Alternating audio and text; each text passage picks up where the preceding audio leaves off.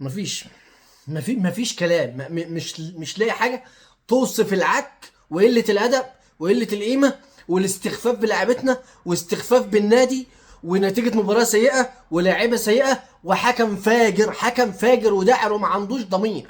الحكم اللي تيجي عليه فرصه زي دي في اخر مباراه لفرقه بتلعب طول المباراه وحشه حلوه، مش ليك.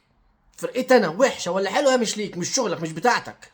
انت بتاعتك موجود تحكم بتاخد فلوس، والفار ده قال لك دي ضربه جزاء، والقاصي والداني واللي بيشوف واللي بيشوفش والاعمى والاطرش والمكسح واللي بيمشي وكل فئات العالم من الناس الكبير والصغير بيقول لك دي ضربه جزاء، وتبقى انت بالفجر التحكيم العلني ده، وان تروح تشوف الفار 10 دقايق قاعد بتتمرقع عند الفار وفي الاخر تطلع لي فيهاش ضربه جزاء. ده ليه؟ ان شاء الله خير يا رب. مين انت اصلا؟ مين محمود وفا؟ مين محمود وفا عشان يتعدى على حسين الشحات لفظيا؟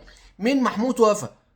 مين محمود وفا عشان تبقى ضربه جزاء علني والفار بيقول لك ضربه جزاء وواضحه للاعمى وانت تقول لا؟ ليه؟ خير يا رب، خير يعني. مين انت؟ بس الحق مش عليك، الحق مش على الحكم الفاجر بالتحكيم الفاجر، الحق على الاداره بتاعتنا، الحق على الاداره بتاعتنا لما يبقى حكم زي تعدى على لعيب لابس تيشيرت النادي الاهلي لفظيا في الملعب. الحق على الاداره بتاعتنا لما يبقى حكم زي ده ملوش اي 30 لازمه بيشوف ضربه جزاء واضحه، واضحه وضوح الشمس، واضحه وضوح الشمس لا غبار عليها بشهاده كل المجره والكوكب والناس، ويجي بعد ما يقف قدام الفار يحنطنا ويحمد نفسه وكانه بيستهبل وعامل مسرحيه وفيلم قال بطرد الاداري بتاع سيراميكا، وفي يقول لك ما فيهاش ضربه جزاء. الحق على الاداره، الحق على الاداره من اول مباراه الترجي لما الاتحاد الافريقي نزل العقوبات من وحي الخيال على فرقتنا. الحق على الاداره، حق على الاداره من الموسم اللي فات لما حصل اللي حصل في الموسم اللي فات وطلبنا حكام اجانب واتعملت القرعه الفجر وفي الاخير جابوا لنا حكام واتخصم مننا 3 نقاط. الحق على الاداره، الحق على الاداره اللي سايبه حنفيه اخبار بتطلع من جوه النادي الاهلي، الكلام ده ما كانش بيحصل قبل كده. الحق على الاداره، سيبك من السباك، سيبك من النجار اللي واقف على الخط ده خلاص. هو اصلا فكره ان انا بلعب بلعيبه عارفه ان الراجل النجار اللي على الخط بره ده المدرب بتاعنا ده اذا اتقال عليه مدرب هيمشي اخر الموسم.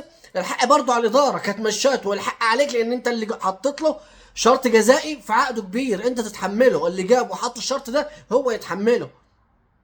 اللعيبه مش هتديك حاجه رغم الاداء السيء. بقى خد من زيزو اللي مش شايف زيزو بيقدم ضحك في الملعب، مصطفى شوبير الصخر زاده وملهاش اي 30 لازمه، تريزيجيه، امام عاشور اللي ماشي بيتدلع في الملعب، اليو ديانج ماشي في 60,000 سلامه. اقول لك في 60,000 ده اليو ديانج، ما بلاش اليو ديانج. خير يا رب. اليو ديانج انيستا يعني مالديني هو اليو ديانج عشان تقعد تقرفنا بيه. اليو ديانج قلنا هيلعب رقم 6، رقم 6 اي حاجه تانية ادوار تانية في الملعب غير رقم 6 مفيش. الهدف بتاع سيراميكا اليو ديانج بيه حنكش ناحيه اليمين وعايز يطلع بيها، اتقطعت، ما اتقطعت منه، ما كملتش، راح لمروان عطيه عشان يغطي ورا البيه اليو ديانج، والباشا اللي واقف نص الملعب امام عاشور واقف ماشي بيتدلع، بدل ما يضم وراه في نص الملعب يبقى رقم 6 هو، ما دام الاثنين بتوعنا واحد اتمرقع لما اتقطعت منه الكره والتاني بيغطي وراه. وبعدها مروان عطيه بيشاور له امام بيه مش عاجبه، زيزو بيقدم ضحك في الملعب، محمد بن رمضان قاعد لغايه اخر 3 دقايق. ليه مروان عثمان موجود في حياتنا انا مش عارف. في فيديو هحطه لك تحت دلوقتي بغض النظر عن اختلافي مع اللاعب، قله الادب والوقاحه من كوره بلس حاطه فيديو تريقه على لاعب من النادي الاهلي مين مكان هو. انا ما فرقش معايا لاعب مين، ودي مش اول مره، اتكررت قبل كده مع احمد رضا، انما دي سفاله ووقاحه وقله ادب. والعيب على الاداره بتاعتنا اللي ساكته وسايبه ناس وقحه زي دي تتريق على لاعب لابس تيشيرت النادي الاهلي. واذا انتم مش فاهمين مين هو النادي الاهلي وجمهور النادي الاهلي يقدر يعمل ايه، لا يقدر يعمل كتير، سواء في كوره بلس، سواء في حكم، سواء في اداره، سواء في لعيبه. التهديد للكل من جمهور النادي الاهلي، التهديد كله عند جمهور النادي الاهلي، صفر على الشمال قدام النادي. الناس لازم تفهم وتوعى الكلام ده كويس.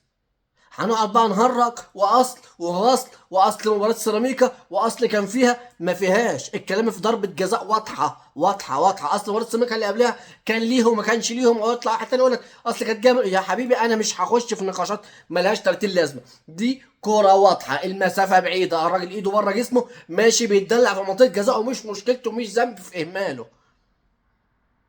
دي لا مسافه ولا من ايد زميله ولا من رجل زميله ولا من رجله ولا من جسمه هو، وكله كلام. تاني بقى سيف زاهر يا حنكش، واصل الشناوي كان المفروض يطبق الجزم على دماغه. ادى الحكم بالجزمه على دماغه، مش رايح يتكلم معاه. انا برضو مش هخش في فكره النقاش، اصله عايز بيشده عشان يكلمه او كان بيضربه يضربه، ما دام هي طلعت منه قله الادب والوقاحه ان يبقى قدامه حق ليا وياكلوا عليا، فانا حق لعيبه تعمل اللي هي عايزاه، حق لعيبتي تدوس عليه، ما هو ده اللي اقدر اقوله، ما دام يوقد بالوقاحه والبجاحه بالشكل ده. الفار بيقول لك ضربه جزاء واضحه، لا مسافه بعيده، اللاعب ماشي عنده اهمال، ايده بره جسمه، هعمل لك ايه تاني يعني؟ تضيع مجهود فريقي ليه؟ انت مالكش فيه، انا وحش انا حلو، دي حاجه ما تخصكش. النادي الاهلي ادارتنا النهارده لو ما خدتش موقف حازم في الموقف ده، هيبقى كده الموضوع باظ. وعشان بس الناس كانت بتقول لك ايه، اصل الاهلي بيجيب حكام، انا مش هجيب حكام لل 34 ماتش بتوع الدوري، انا مش مجبر، انت مجبر تحط له حكام بتفهم، مش ناس حمير. ده اللي اقدر اقوله النهارده، مستنيين ادارتنا هتعمل ايه في الموقف الهزلي اللي حصل امبارح. اخواتنا حبايبنا، ادعمونا بلايك وشير عشان الفيديو يوصل لاكبر عدد من الناس، وجمهور الاهلي في ظهر الاهلي. سلام.